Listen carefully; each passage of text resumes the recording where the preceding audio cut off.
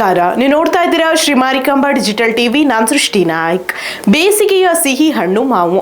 ಅದೇ ಮಾವಿನ ಹಣ್ಣಿನಿಂದ ಗಣಪನಿಗೆ ವಿಶೇಷ ಅಲಂಕಾರ, ಅಮರಸದ ಅಭಿಷೇಕ, ಭಕ್ತರ ಜಯಘೋಷ.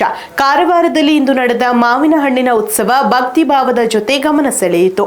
ಬಾಡ ಗ್ರಾಮದ ಶ್ರೀ ಮಹಾಗಣಪತಿ ದೇವಸ್ಥಾನದಲ್ಲಿ ನಡೆದ ಈ ವಿಶೇಷ ಉತ್ಸವಕ್ಕೆ ಭಕ್ತರು ದೊಡ್ಡ ಸಂಖ್ಯೆಯಲ್ಲಿ ಆಗಮಿಸಿ ದೇವರ ದರ್ಶನ ಪಡೆದು ಪುನೀತರಾದರು. ಹಾಗಾದ್ರೆ ಹೇಗಿತ್ತು ಈ ಮಾವಿನ ಹಣ್ಣಿನ ಉತ್ಸವದ ಸಂಭ್ರಮ?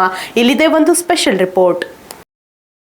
ಕಾರವಾರದ ಹಬ್ಬುವಾಡ ಸಮೀಪದ ಬಾಡ ಗ್ರಾಮದ ಶ್ರೀ ಮಹಾಗಣಪತಿ ದೇವಸ್ಥಾನದಲ್ಲಿ ವಿಶೇಷ ಮಾವಿನ ಹಣ್ಣಿನ ಉತ್ಸವ ಅದ್ದೂರಿಯಾಗಿ ನಡೆಯಿತು. ಬೇಸಿಗೆಯ ವಿಶೇಷ ಹಣ್ಣು ಮಾವಿನಿಂದ ದೇವರ ಅಲಂಕಾರ ಮಾಡಲಾಗಿದ್ದು, ದೇವಸ್ಥಾನ ಸಂಪೂರ್ಣ ಮಾವಿನ ಸುವಾಸನೆಯಿಂದ ಮಿಂದೆದ್ದಿತು.